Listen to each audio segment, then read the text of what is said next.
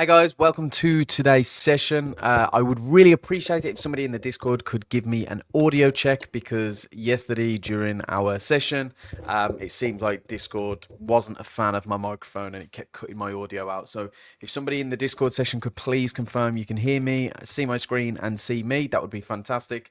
Meanwhile, I'm just going to check the stream on another platform just to ensure it's running smoothly there also. And then we will jump straight in and get started.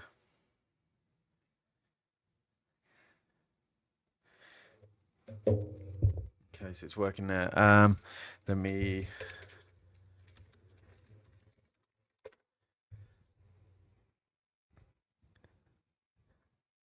I'm not sure if it's not working. All good. Thank you, London Dale. I appreciate that. Like I say, yesterday it was cutting out. So if at any point the audio does cut out on Discord, please just let me know. Feel free to write it in the chat, and I'll see if I can fix the audio or join from my phone or whatever I can do at that time. To make sure things are all good. So anyway, guys, if you haven't been to one of these sessions before, they are very chilled. I like to keep these as more of kind of an interactive session where I talk to you guys from the community. I tend to go through somebody who's in the session. I go through your track record. We take a look at your statistics, anything that kind of stands out from an improvement perspective or something that you're doing really well. And just basically look at your strategy from a holistic perspective. I have no idea how anybody in this session trades. I have no desire to know how you trade.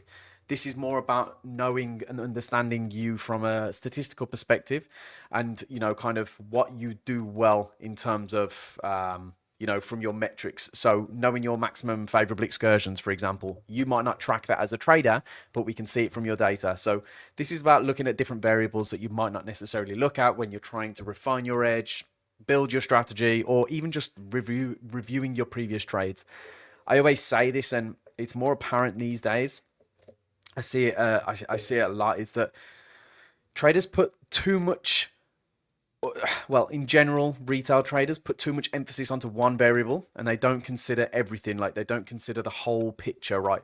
And usually that comes down to a technical variable. So a trader will build a system based on technical analysis, which may be a strategy that they've learned or picked up over the years. And then everything is built around that technical variable. And whilst I'm not saying that that's the wrong approach or that won't work, you're basically ignoring 99% of signals or variables that will affect your performance and affect your trading. And so it's not to say replace these technical variables or your strategy with anything else, but it's to complement it, to understand your data, understand how you act from a statistical perspective. Like I say, you might not know how big your average winners or losers are, but if we look at your metrics, we'll know. We'll be able to take a look at your previous trades and refine them over an extended period of time so that your strategy gets better and better and better, rather than just relying on one technical variable. So having said that, it's a bit of a longer introduction than I usually give. If there's anybody in the session now who wants me to take a look at their Darwin, please speak up now. Whether you're on YouTube, Instagram, X, or Discord, please just put your ticker in. I'll kind of do it first come, first serve. So whoever's first to put their ticker in will be the first person who I review. We usually only have time to do one, so it's kind of best if you want your strategy reviewed. I know not everybody wants it publicly, but if you want your strategy reviewed, I would put your ticker in now, because I generally spend an hour taking a look at one single person's. If nobody wants to put their hand up, which again I completely get, there's a lot of pressure, people are watching it, people can see your performance, I will do an analysis on a random Darwin, or we'll take a look at a Darwin that I know, for kind of more theoretical, hypothetical improvements. Hypothetical, not theoretical. It's also absolutely roasting in the UK right now. Like, I don't think I've ever drank this much water.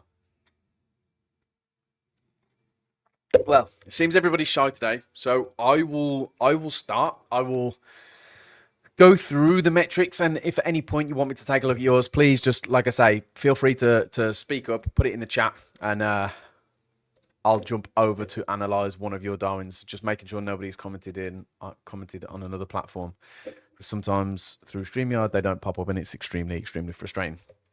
So anyway, this is my Darwin. So this is one that I started at the back end of April. So there's not too much data on it, right? But because nobody's putting their Darwin up for review. I'm going to go over more of this from like I say, from a theoretical standpoint, looking at all the metrics that we offer, what you can do with those statistics, and how to go away and implement it onto your own strategy.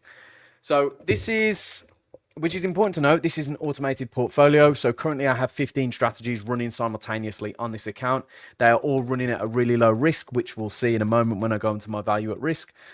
And the idea is to combine beta as opposed to having a full alpha system. Now, what that means is, as a trader, you have two options. You have the option to go and find an alpha, which is, again, one variable that you rely on for your whole career, which the more I've been trading, the more I realize that whilst that can work during good periods, the bad days, weeks, months, years that you may have, it feels like hitting your head off a brick wall, right? Because you're so reliant on one strategy or one approach or, one, like I say, technical variable.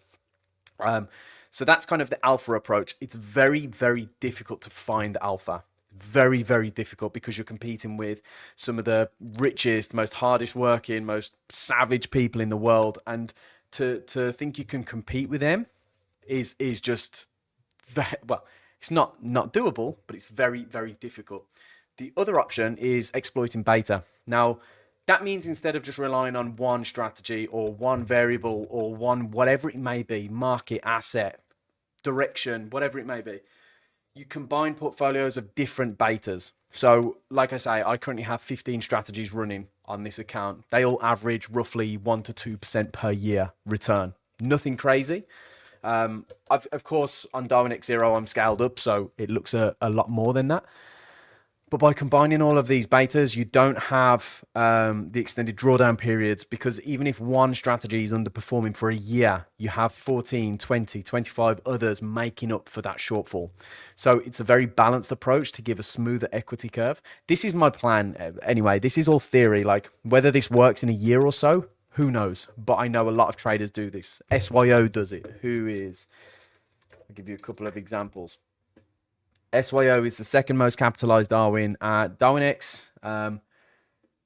This is their track record, and it spans since 2016. So they've got an 8.5 year track record doing this. I think they trade NASDAQ and gold. So there's two assets. They trade both long and short. So again, you have two directional variables. They have counter trend and trend following systems too. So again, you're not just stuck to one market condition. Same with my portfolio. I have some mean reversion, I have some trend following, and I have a few breakout strategies. Now, of course, when breakouts are working, when the market is trending, you're going to make more money on those breakout systems. When the market isn't trending, then you need something like a mean reversion strategy, or maybe a higher time frame trend following strategy, so that you're not getting wicked out of all of these moves. And that's why it's so important to combine these betas, to combine the ideas. And essentially, if one of them fails, if one of them stops working over a period of time, rather than your whole edge evaporating and you having to start from scratch, you can pull out one strategy and replace it with a different beta. Sounds a lot easier than it actually is in practice, but that's kind of the general idea. Another Darwin that does the same is IME. So IME, he's a good friend of mine. He also runs, and he taught me a lot about this. He runs a portfolio of uncorrelated strategies too, or beta, nothing crazy, like individual strategies looking for 1, 2, 3% return per year. A great example. We have an interview coming out with IME very soon, and PGL, and we also have an interview coming out for PGLM2. Let's get PGLM on Darwinex Zero. I prefer the Darwinex Zero interface. PGLM also has a portfolio of strategies. I think PGLM has 35 to 40 systems all running under one account. But again, you can see they're in DarwinIA Gold. His name's Enrico. It's over 2-year track record. He's currently got over $305,000 from investor capital and 330k euros in DarwinIA allocation. So there's a lot of these traders who are doing this quite successfully. And again, it's a lot less stressful than trying to find alpha and trying to exploit alpha. This is all food for thought, just FYI. I'm rambling a little bit, but it's just food for thought. Like, you don't have to kill yourself trying to find and maintain an edge when you can find and exploit small beta. Hold on.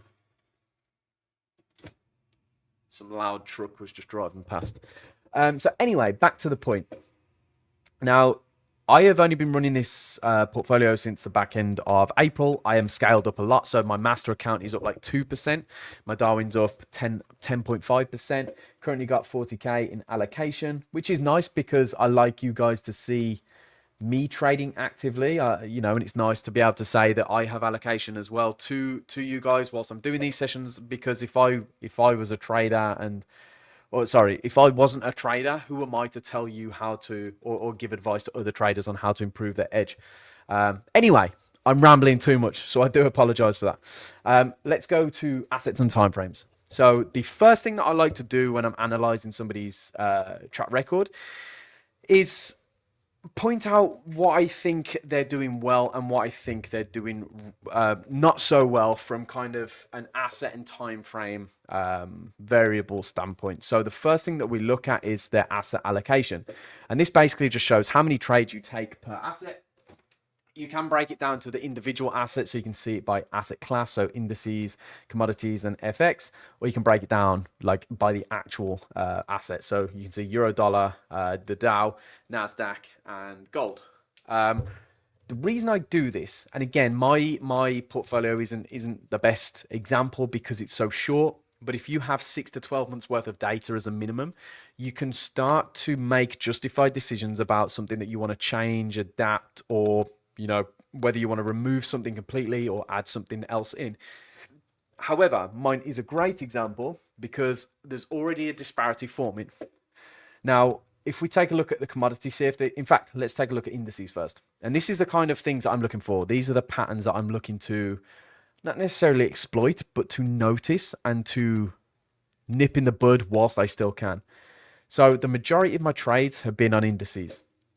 The Dow to be specific. So 54.33% of my trades are on the Dow, or well, indices. I've got a 30% win rate, and I'm actually negative on this asset class. Okay, so there's not been enough time on this record. But like, we know that just by me saying, you know, it's only 2-3 months long. However, when we compare that to commodities, and this can all be due to market conditions, which we know, and it's pretty much been that since the portfolio has been live on Darwinex. But if you take a look at the commodity CFD asset class or asset family, you can see I've taken less trades. So 35% of my trades have come from trading gold. I've got a much higher win rate at 48.89% and an approximate return of 11.56%. Now, again, this is all hypothetical because my record is so short. However, if this pattern continues over 6 months, 12 months, a year, 2 years, however long you decide is your limit before you start the decision-making process in terms of, are you going to remove something? Are you going to adapt something?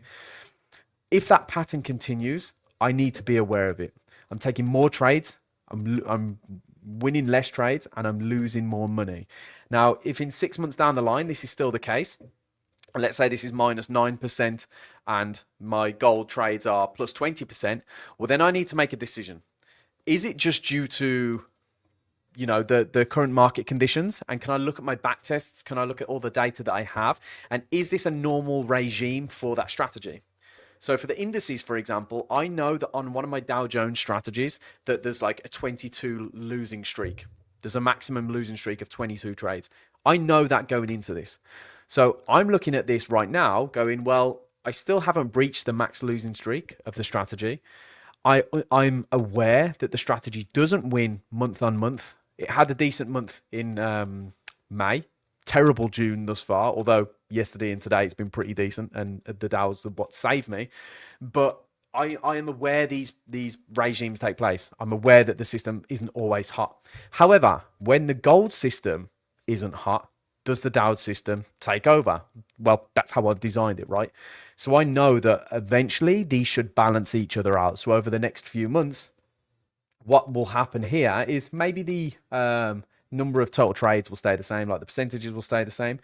But what we'll probably see is the indices win rate will probably go up slightly, although not too much because the systems aren't designed for a high win rate. But the gold win rate will probably come down quite significantly. I don't think it should be that high. I think I just put the portfolio live at a very good time for the gold market.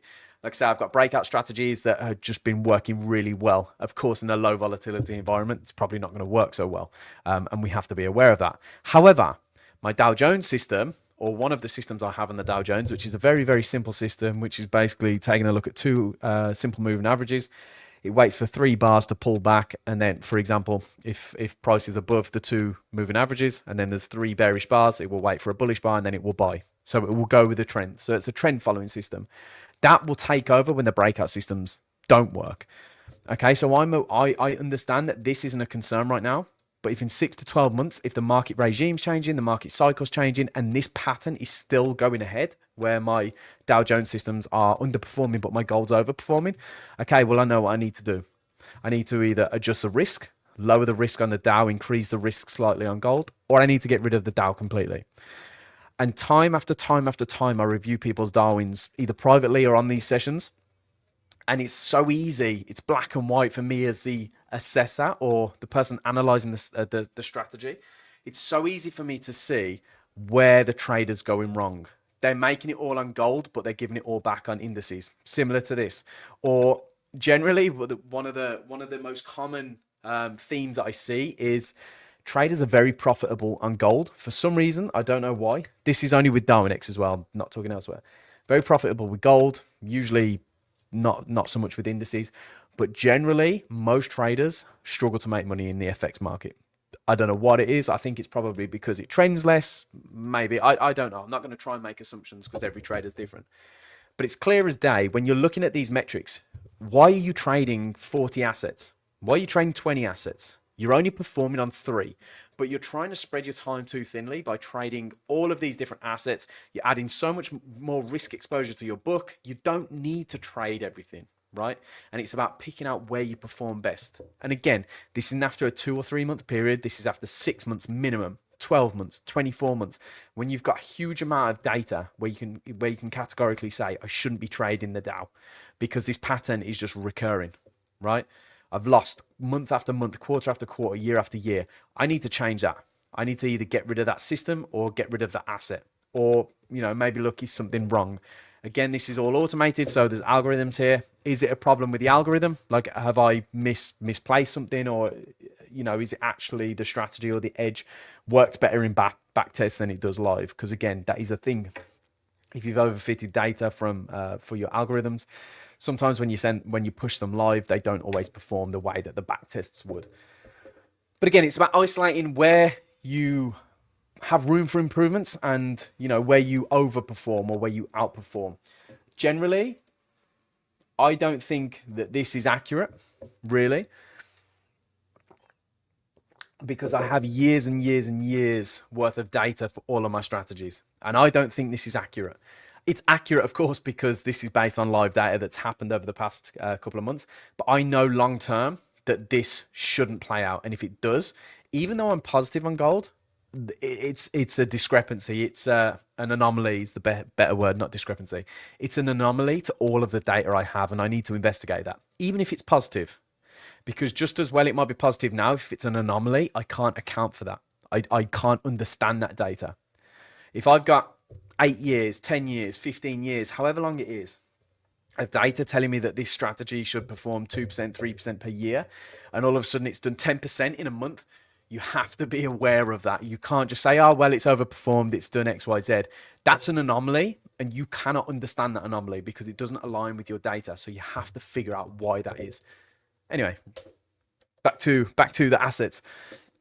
So I do that. I do this a lot. I do analyze like what assets I perform well on, what assets I don't perform well on. Again, there's nothing too concerning for me yet, just because the record isn't long enough. FX, I have a much higher win rate, but a low return, which goes with the fact it's only been 10% of the positions, which is all euro dollar thus far. However, yesterday I did actually push more strategies live to this portfolio, so there should be some. I think I've got. Is it dollar yen?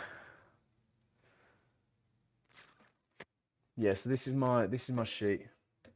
So I have dollar yen, pullback system, and 2 on pound dollar. I feel like one of them is wrong. I feel like that's on the daily daily time frame. But anyway, that's how I track all my systems anyway.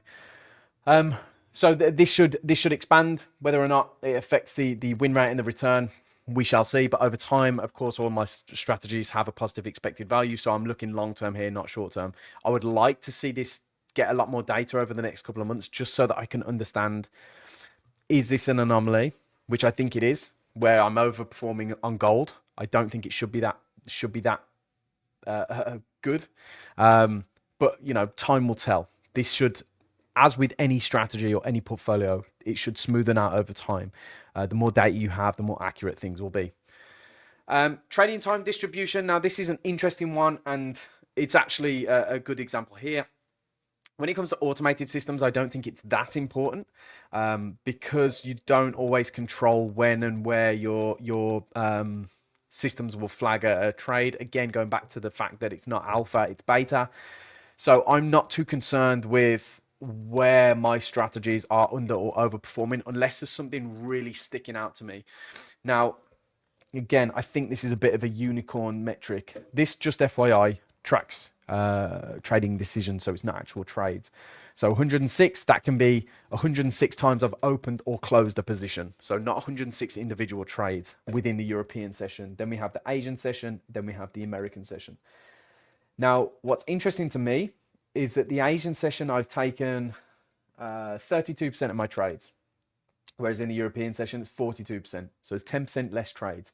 However, my performance is like 3 times what it was during the European session. Now, that tells me that there's a discrepancy there, right? I'm taking less trades, but I'm making more money. Is that an edge that I need to exploit within itself? Again, I don't have enough data yet to say this accurately. However, if this continues, which again, I've seen time and time again, you've got to remember I've looked at thousands of Darwins over the past few years.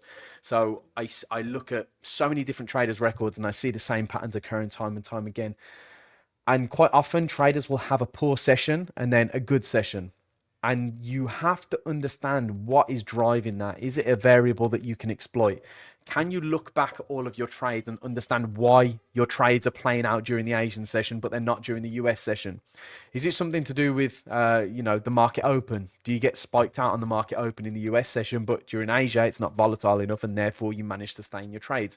Something like that can be the difference between just looking at your record like this and going, oh, well, I'm green on all times of day or all market sessions, so there's nothing to worry about, to actually being a bit more meticulous and going, I need to figure out still where I'm not performing as well, because this tells me that I don't, even though it's green, even though it's a positive return, I don't perform well in a European session compared to the other two.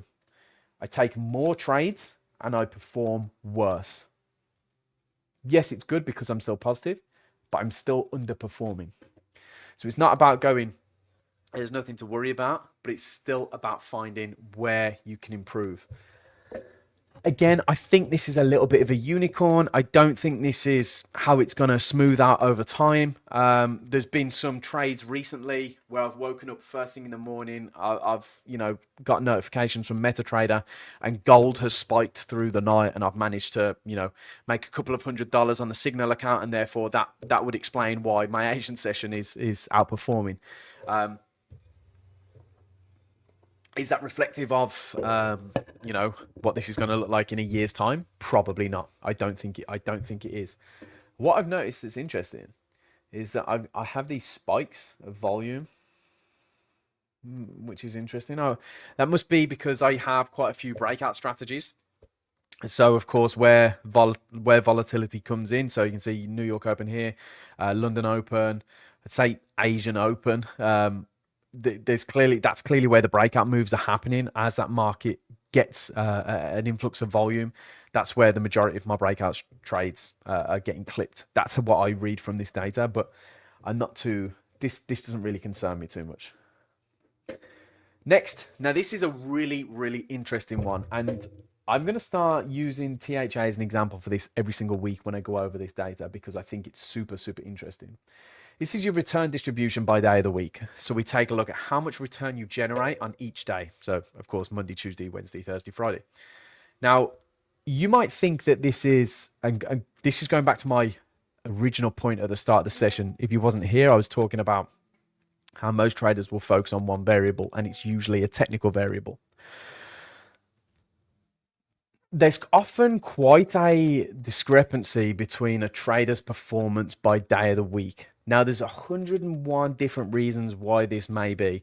It can be things, such as personal circumstances. For example, on a Friday, you might meet your mates down the pub at 1 o'clock for a beer because you've finished work early, and therefore you always underperform on a Friday because you end up mismanaging your trades because you're 5 beers deep. It can be anything, right? It can be anything from your personal life, or it can be strategy dependent. So if you're trading a mean reversion system, there's going to be days of the week where your mean reversion strategy has a higher strike rate. Now, I always say to people, if you want to know what day that is, go and look over years worth of data, which I've done in the past myself. It takes a long time. I get a screenshot of a chart, I put it into a spreadsheet, and I say the high of the week was this day. Motion detected at the front door. Alexa, volume down to 1. I say the high of the week was on this day and the low of the week was on this day. The profile of the week was bullish, i.e. it was a bullish weekly candle. It closed higher than it opened.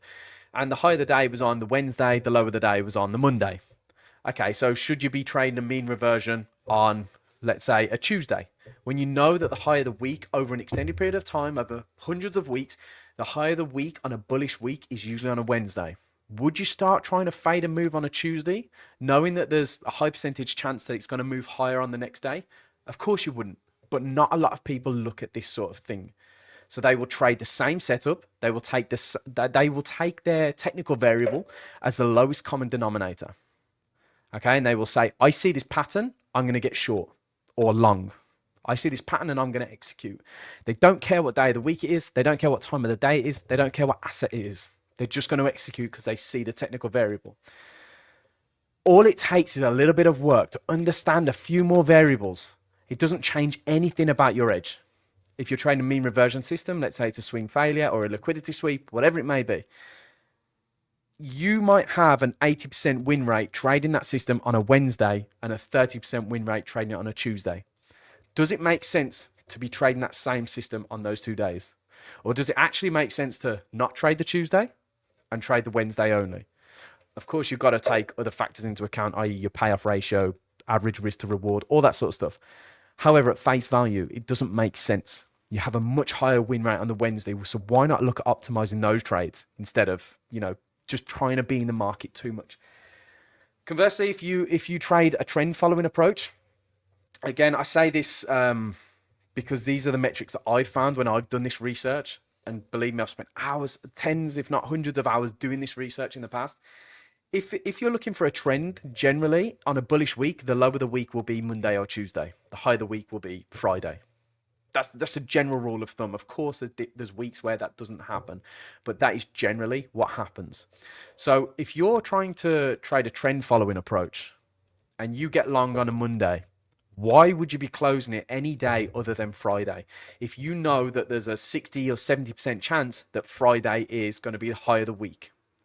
What it might do is skew your data where it says Fridays you really outperform, but that's because generally you're holding trades until a Friday, which would make sense because it goes with what your strategy is designed to do.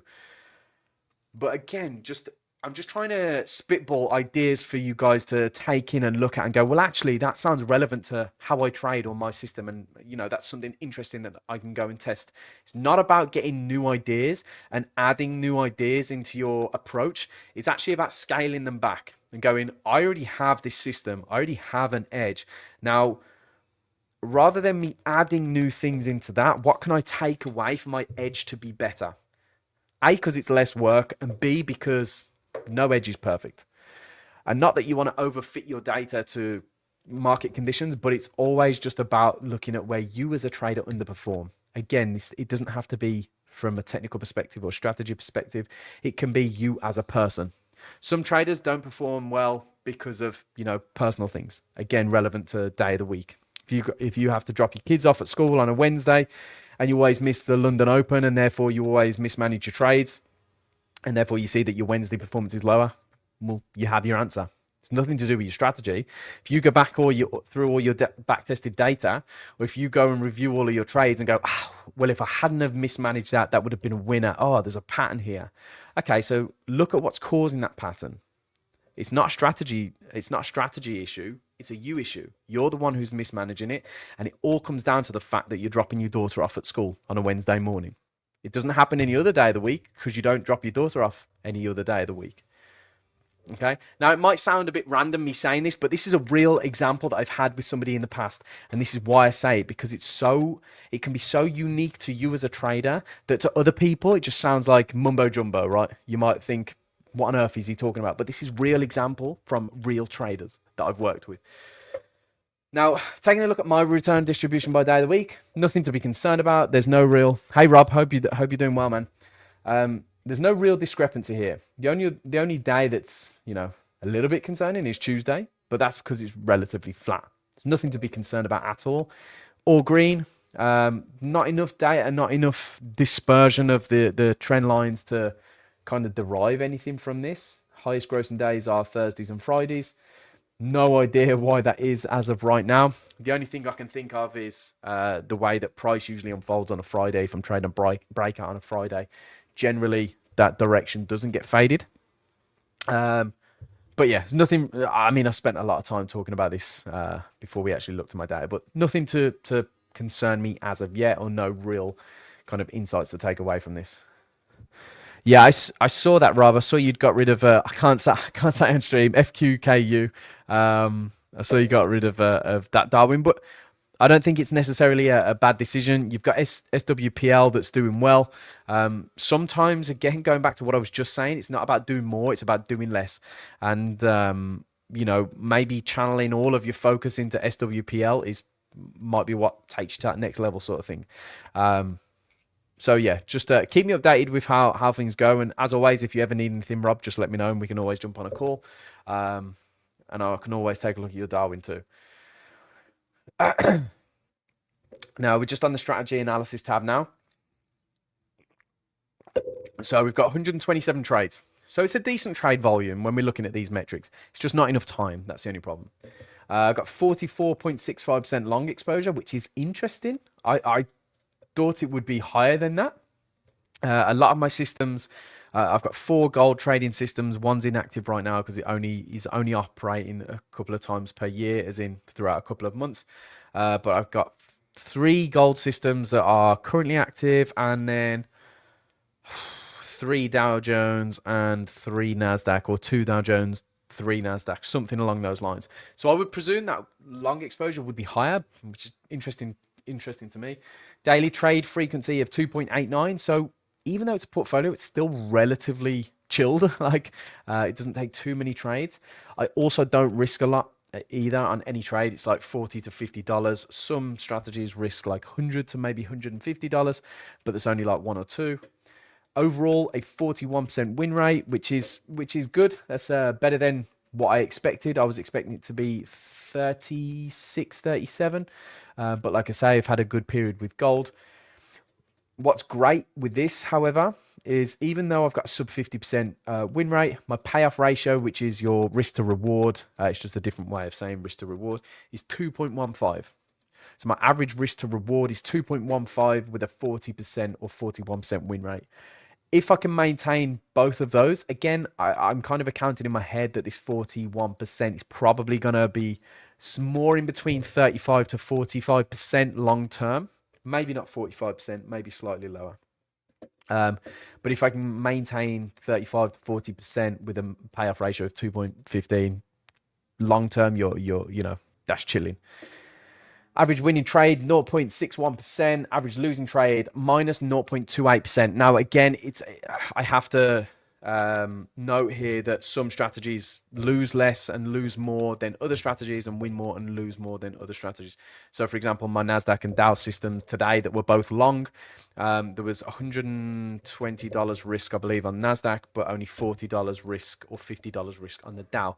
So of course that skews this data slightly. However, combined as a portfolio, this is how it looks. Average losing trade duration is 4 hours and 11 minutes. Average winning trade duration is 8 hours and 5 minutes, giving me a positive duration ratio of 1.93.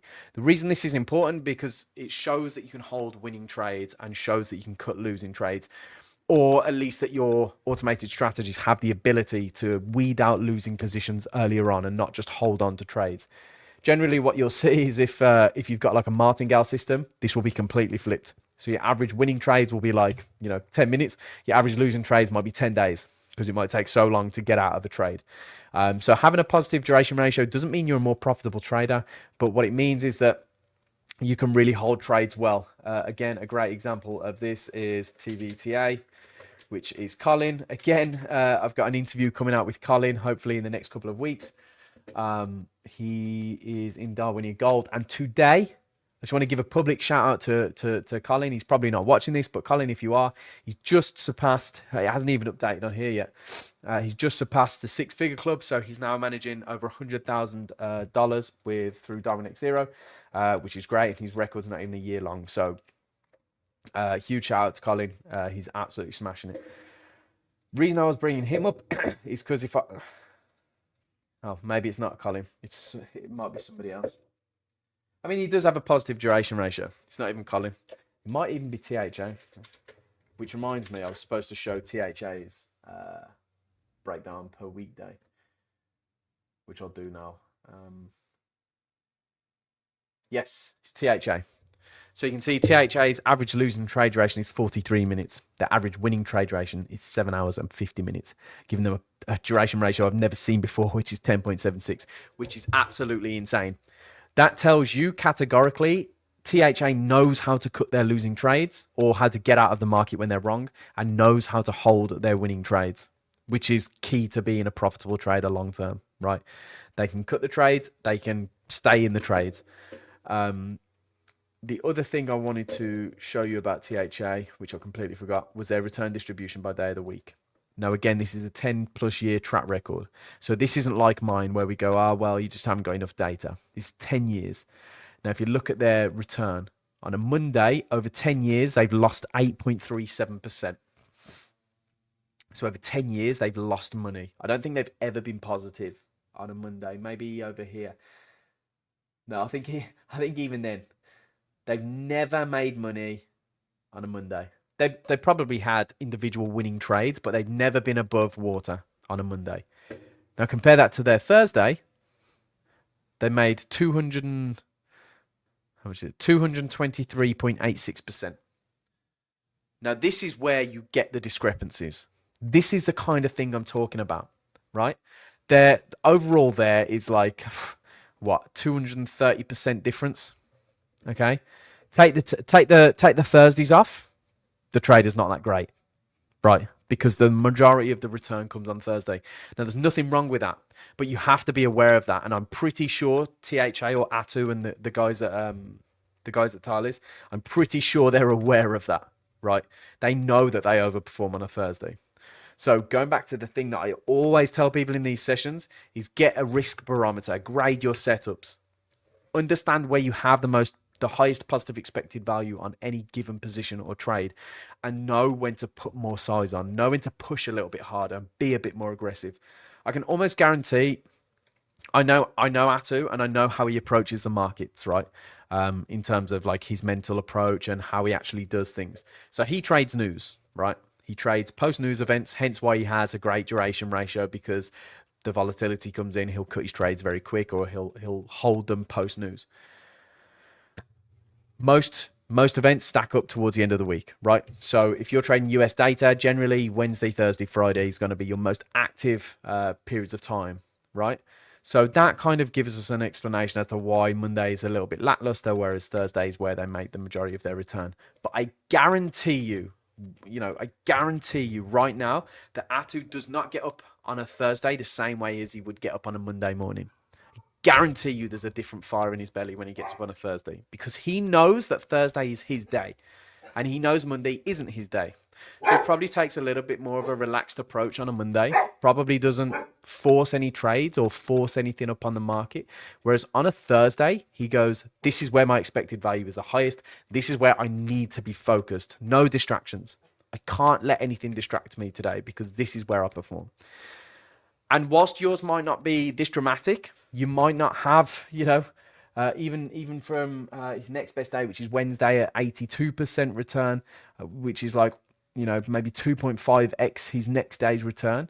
Like, it might not be that dramatic, but you still have to be aware of what day of the week you perform best and what day of the week you don't perform as good on. Again, this is sorry. Most traders ignore this because they bring it down to the common denominator, which is usually their technical variable. But there's so much more behind the scenes that you're not even considering when you're just saying, I see this pattern and I'm going to do X, Y, Z. Yeah, interesting.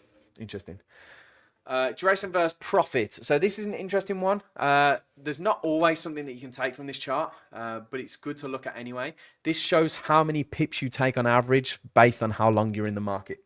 Now, what you tend to find is scalpers have their hot zone, which is down here. So they make the majority of their pips or their money the shorter the amount of time that they're in the market. Generally, the longer they're in the market, which is moving up this axis, their squares start to get dispersed and they start to lose more trades, or they start to win less, let's say. Swing traders, on the other hand, have pretty much the opposite. They have this as a hot zone for the opposite reason. That might be where they take the majority of their losers, and therefore you identify that within the first 30 minutes of being in the market, that's where you get the most red flags. That's where you should be watching your trades, understanding that this is where I have my lowest expected value within the variable of how long you're in the market. So I lose more trades than I win under 30 minutes. So whenever you enter a trade within that 30-minute period, you need to be watching for the first sign to get out of the market. Maybe not that dramatic, but you might be looking at it going, well, what I've seen over the past year in my data is that within the first 30 minutes, I win 20% of the time and I lose 80% of the time. So if this happens and that happens, I basically get out of the trade, because I've noticed that over those 80% of trades that hit stop loss within the 30 minutes, this variable happened and this variable happened. It might be that volatility picks up. It might be that the RSI gets oversold. Whatever variable that you can find that fits with your system, and you find ways of basically getting rid of the rubbish trades before they play out. Again, moving forward, like if we're taking a look at the longer you're in the market, what we see from swing traders generally, or guys that hold their positions, is that they have more green squares the higher up you go, because they don't let they won't hold a losing trade for 2 days, right? They might cut it earlier. They might not hold it overnight. They'll generally cut it. Whereas their winning trades, they'll try and rinse as much out as possible. I actually don't remember what THA's looks like on this, so let's take a quick look, because they have a great payoff ratio or duration ratio. Yeah, so you can kind of see, which is really interesting. So this is 1 day and 8 hours to 2 days and 16 hours, and then above. They've only held 4 trades in 10 years. They've only held 4 losing trades for longer than 1 day and 8 hours over 10 years. However, their winning trades, you can see there's 20, 15, 15, 3, 2, 4, 5. Some big numbers here. So they've held a lot more winning trades past that 1 day and 8 hours mark than losing trades. So the reason that you need to understand this is because if you get to that point where you're in the market for a day and 8 hours, you know that your expected value is way higher. You've only lost 4 trades, but you've won, I don't know, 100. So you have like a 95 or 96% win rate at that point, or expected value. So you might have a little bit more confidence to be like, okay, I'm going to hold this trade, because generally, according to my data, at this point, it's very, very low probability that this trade is going to turn into a losing trade. All about knowing your expected value and where you're most likely to make money. Again, nothing to do with your technical edge, just exploiting your behavior as a trader. That's interesting. I don't even know what that trade is and why it's so big. Next metric is your maximum positive and negative excursion per position. I know them as favorable and adverse excursion, but they are basically the same thing. And what it does is it measures how far your winning trades go against you before they turn into winners, and how far you let your losing trades go against you. So you can see again, as I was mentioning earlier, I risk different amounts on different strategies. So it's never going to be 100% kind of accurate on the red side. I don't risk the same amount of points, pips, dollars per trade. So there is always going to be a difference. However, generally, it's pretty consistent. I don't take my stops off. I don't do anything booky that would make one trade lose a load more than the other. It's very, very consistent. Same on the green side, right? I let my trades run. I try and let them hit target or stop. I only intervene when my deleverage is exceeded what I would like it to be. For example, today, I was long both the NASDAQ and the Dow Jones. They started to turn. Dow Jones went and almost hit stop. So I closed both positions for like a positive return. I wouldn't have done that if I was only in the one trade. I'd have let it hit target or stop. But because my deleverage was increased, because I was basically exposed to two correlated assets, I made that discretionary decision. But generally, I'll let my trades run till they hit target or stop. As you can see by a lot of the black lines being at the end of the candles. Now, the only issue with this metric is I feel like you have to track it outside of Darwinex 0 as well, because I want to know how far my trades went for me after I exited also. This will only track whilst you're in the trade, of course, as it can. However, I want to know, okay, I closed here, but did price, and this isn't just on a one trade kind of analysis. We're looking 10, 100, 1,000 trades. What happens if I extended it by another 50 points or another 50 pips? What would happen to my excursion then? You can see, if you remember back to the start of the session, I said that I'd had a troubling month when it comes to Dow Jones. And you can see here, just a load of losing trades. And there was all on the Dow.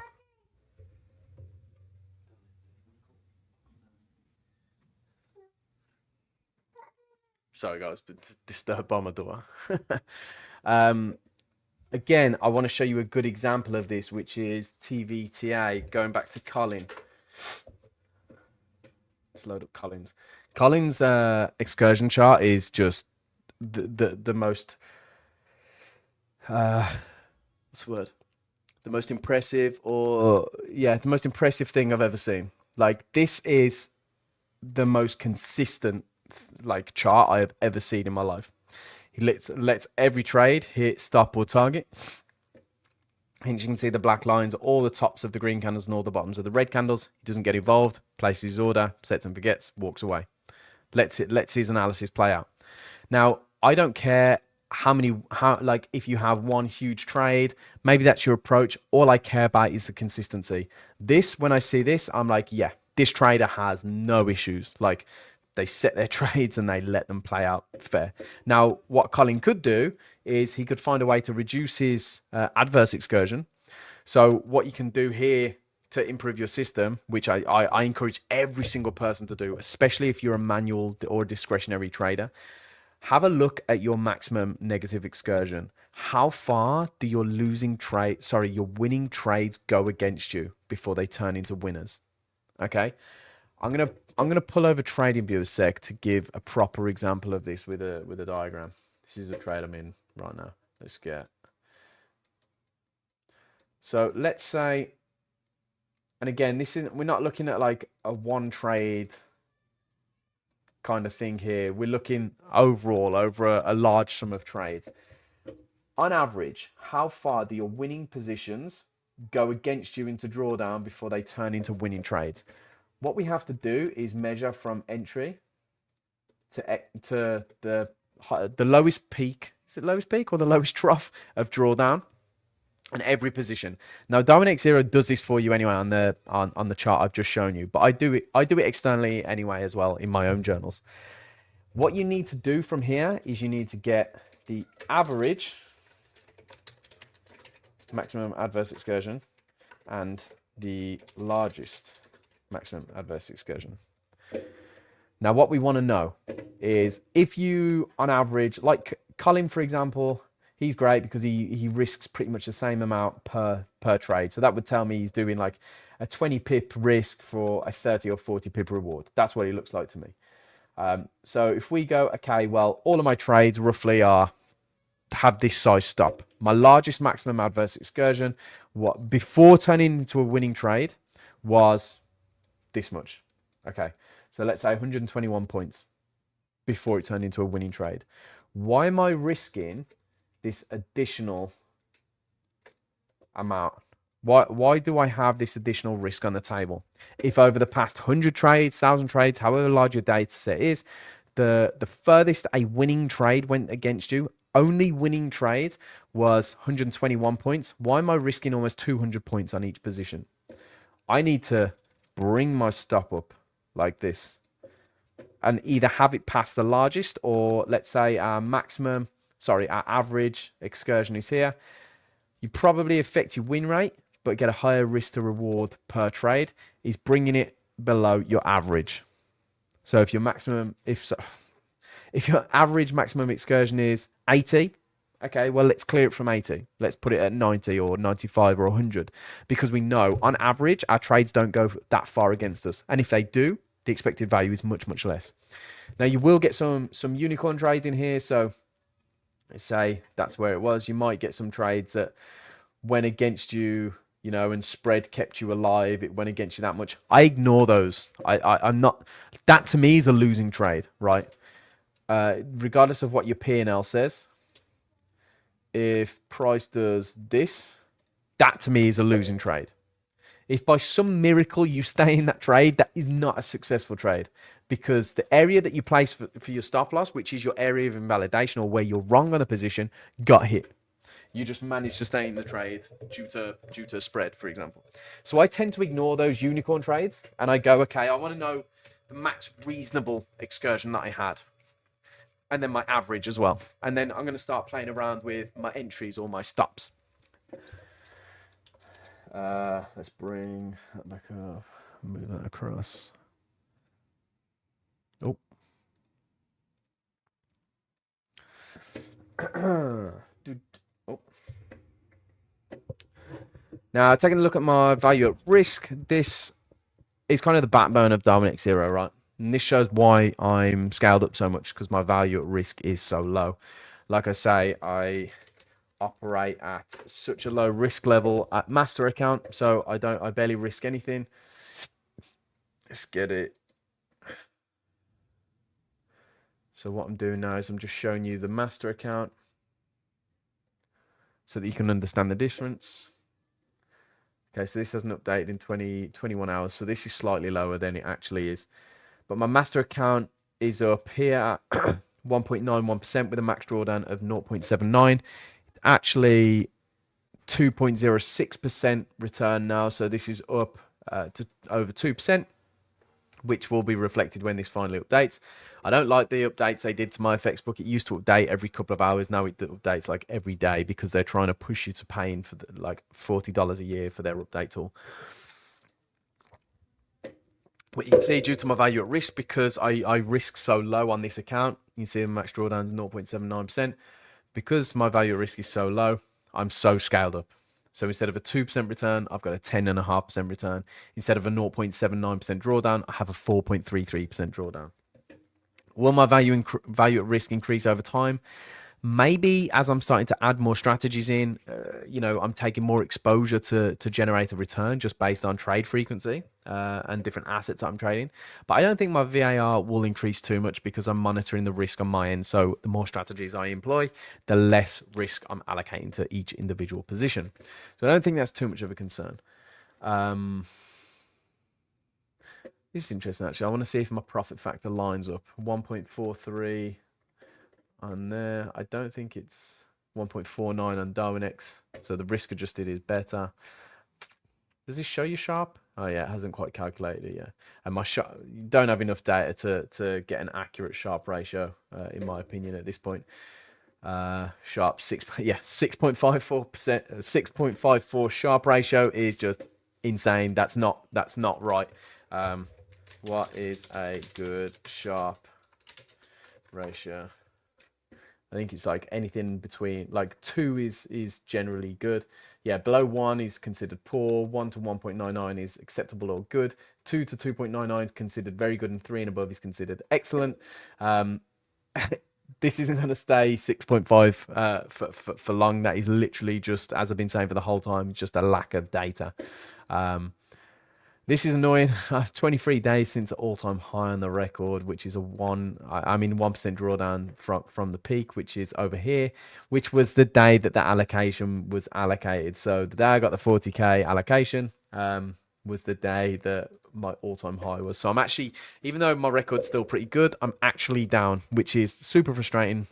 I'll be I'm transparent about it all. I don't really care. I'll be open and honest, got nothing to lie about.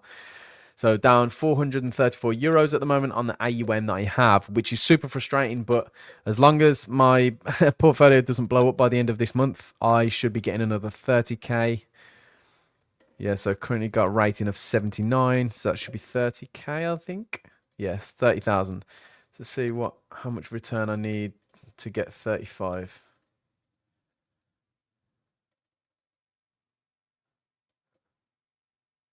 Oh, wow.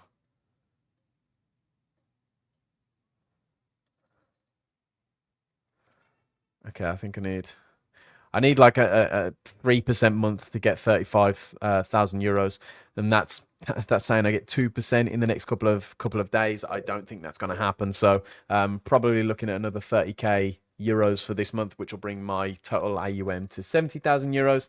But again, I'm thinking long term with this. I'm not really too bothered about the short term Darwinia allocations. As you can see, I haven't even upgraded to monthly profits because I'm not bothered. This for me is long term. I want to build the portfolio and be able to give this to investors down the line, a year down the line.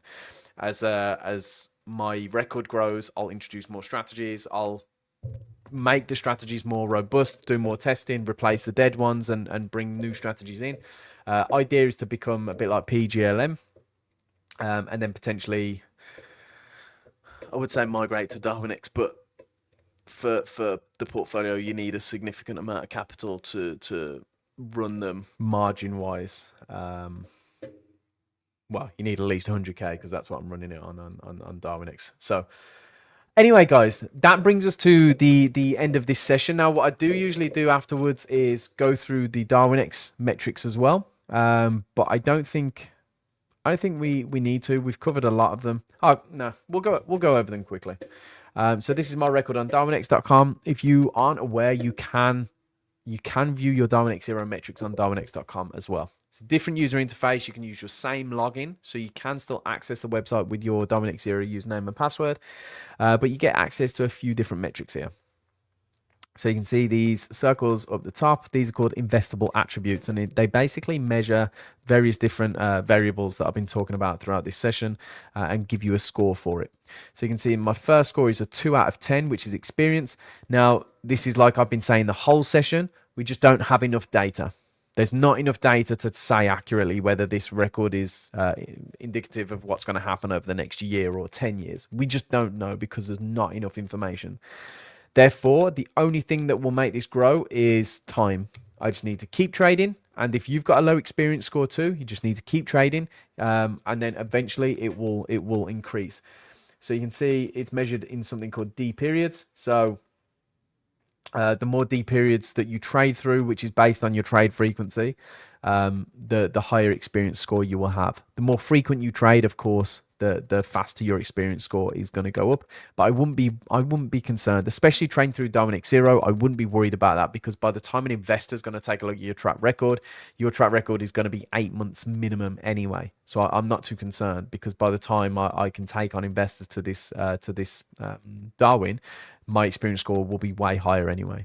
If you think I've done 127 trades in a month and a half, 2 months, you multiply that by 10. Like you're thinking over 1,000 trades. Like I would like to think I would have a high experience score at that point. Market correlation. This is an interesting metric. And generally, most traders have a high score here. It basically measures your ability to trade long and short. So are you a trader who only benefits from market directional bias? Meaning like a long-only stock and ETFs trader, for example. They're only going to benefit, they're only going to make a return generally when the market is bullish.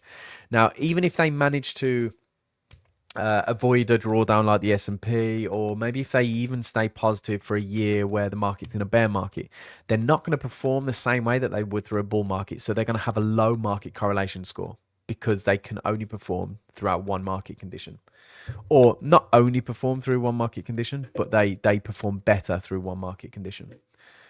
Risk stability is value at risk. So it's the same chart that we've already looked at. Risk adjustment shows how often the risk engines got involved in any of your positions. My positions don't really, I don't really exceed my average deleverage. So you can see there's only been a couple of times. So there's a couple of orange dots on this chart. One here, and one here, and one over here, I think. There's only been a handful of trades where the risk engine has got involved and closed a certain amount of exposure on those trades. It measures your average deleverage. And if your trade exceeds your average deleverage, it can cut a certain portion of that trade. For example, let's say you usually hold a trade for an hour and then all of a sudden you hold a trade for 10 days. It's highly likely the risk engine will start scaling you out of that position at Darwin level because your deleverage based on time will increase. Now, open and close strategy. These are always quite difficult to explain. So what I'm going to do is show you this article. And I would encourage you all to go away and read this article if you don't understand what this metric is, because it's a custom built metric built by Javi, one of the founders of Darwinex. And basically what it does is it measures your ability to open and close a trade based on time. Okay. So open and close strategy measure how skilled the trader is when opening and closing the trades. It assesses the quality of the entrance and the exit of trades and comparing their profitability with that of 10 simulations systematically entering and exiting the market either a little bit earlier or a little bit later than the trader. Open score and close score scored from 0 to 10, taking into account the last 12D periods of experience. So basically what that is saying is, if you can see all the rankings here, there's minus 20%, minus 10, minus 30, 50, 40. Then there's plus 20, 10, 50, 40, 30%. That's measuring your average time in the market. So if my average time is 10 hours, minus 10% would be 1 hour or minus 1 hour. Plus 50% would be plus 5 hours.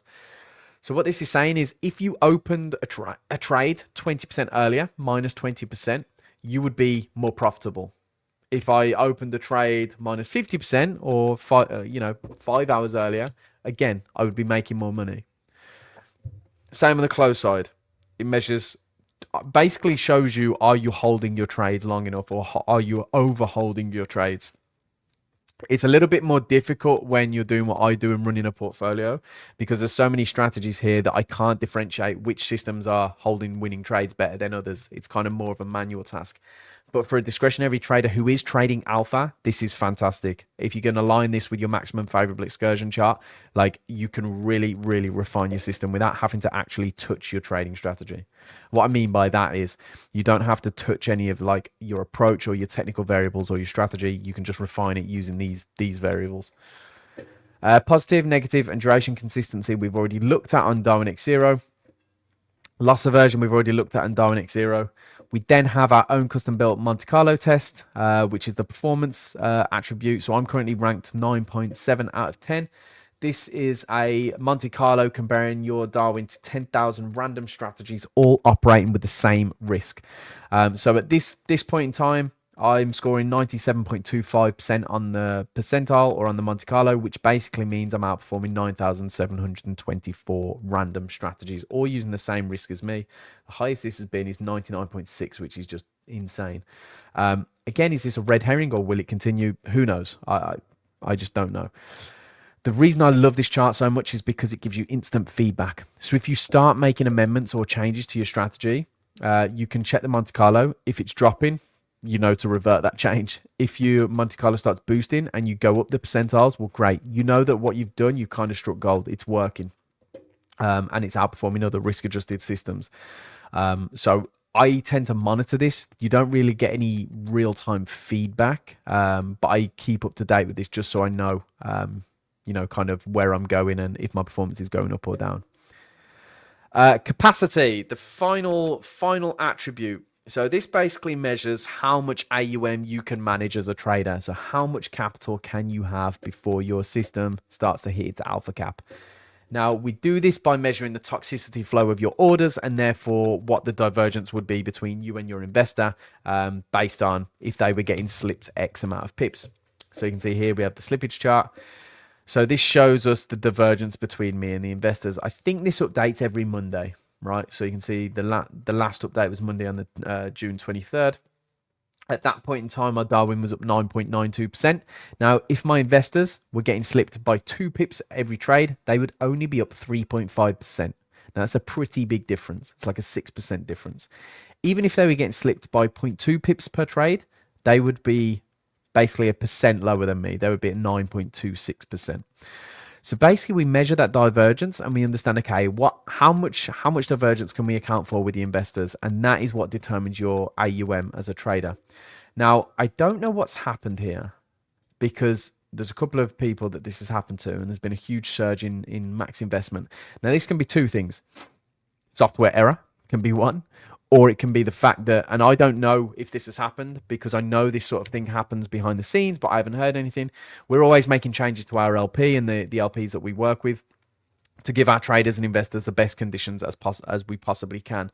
Now, if we've unlocked or added a new LP or aggregated with a new LP, then potentially our liquidity pool has increased, and therefore the toxicity flow has gone down. Therefore, the divergence sensitivity has gone down. Therefore, my maximum investment has gone up. That could be the case. I don't know. I'm not 100% clear on that point. But before, my max investment was 2.5 million, or just under 2.5 million, and then it shot up to 29 million. Now, in my opinion, I would say the 29 million is more realistic for the way I'm approaching the market with my portfolio and the low risk level that I'm operating at. I think 2 million, I think that's the miscalculation. So maybe this period, maybe there was an issue with the software, and then this kind of recalibrated and come back into touch. I need to find an answer out to that myself. I only found this out yesterday. So it's something that I'm going to be looking into, but it gives you your max investment anyway. But like I say, I think for my system, 20, 30 million, that's probably more realistic. Just because I'm running all the different strategies, there's multiple markets. They're all highly liquid markets, and I'm trading them all with relatively small size. So anyway, guys, that brings us to the end of the session. So I appreciate you letting me kind of take the mic and talk about my own strategy anyway. I hope you've taken some value from this. I'm just going to check if there's any comments on other platforms. So VJ has asked, what do you think of my excursion chart, ENAQ, ENAQ? Let's take a look.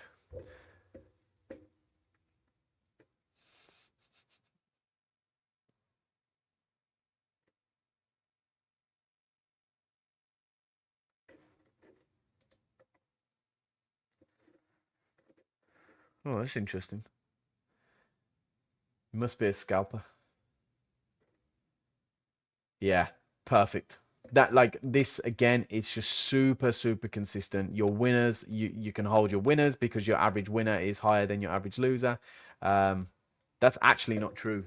It's actually not. Your average winner is smaller than your average loser. You just had a few unicorn trades which are much larger than your worst or your average negative excursion. But yeah, this is a thing of beauty. Like, the consistency here, I mean, it looks to me like your win rate's probably pretty low, 30%, yeah, but you have a payoff ratio of 3.15. So I mean, the most basic way of thinking about that, right, is if you've got a payoff ratio of, let's just say 3 with a win rate of 30%. So you have 1,000 trades, and you have 700 of those are losers. Take away one. Oh no. Take away 1R, so you would be minus, maybe that's not the best way to do it, minus 700R, but then you go, I hope you can see my calculator, by the way, but then you go, we have 300 trades that are at 3.15 risk to reward, so 3.15%, take away 700, so you're still up. If it was percentage, you'd still be up 245% over 1,000 trades, or 245R, regardless of your win rate, as long as you kept that payoff ratio. But your maximum excursion chart is a thing of beauty. That is super consistent. You clearly cut your losses short and you let your winners run, which is what you need to do as a trader, right? So that's great work. I see Gerald also said, can check mine, GHJD. We'll have to do a proper analysis another day. so that I can give it the time that it's worth. But we do these sessions every Wednesday at 4 p.m. UK time. They usually run for an hour to an hour and 15 minutes or so, or an hour and 20 minutes. Okay, I don't think we got enough data. Yeah, we haven't got enough data really. How many trades? 551 trades. Oh wow. Okay, maybe we do.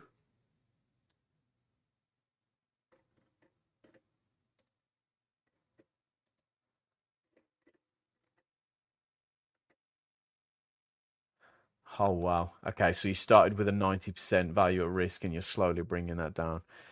Okay, good. Yeah, you need this to be below 30% in my opinion. Yeah, there's not enough data really to go on in my opinion, because there's been such a huge change in the value at risk. But what I would say is come back in 3 months' time, and we can assess what's happened after your VAR has continued to come down, and then we'll at least have 6 months worth of data to take a look at as well. Let's just check Instagram, see if there's any questions over there. No. Okay, fantastic. Well, guys, I am going to end the session here. I hope this has been of value to everybody. If you missed some of the session, please feel free to go back and watch it on YouTube or X. The recordings will be on there as soon as the live stream ends. We'll be back to do another one at 4 p.m. UK time next Wednesday, and we're back tomorrow at 4 p.m. UK time to do a Darwin explanation session where I go through all of the intricate details on the value at risk and the risk engine, and some of the more complex things about Darwin, about trading with Darwinex Zero. So hopefully catch you guys then. If I don't, have a fantastic rest of your week and have a great weekend, and happy trading, safe trading. Make sure that you're spending some time to review your edge, and then hopefully you attend one of these sessions in the future and we can review your Darwin together. Peace out, guys. Peace out, guys. Have a good one.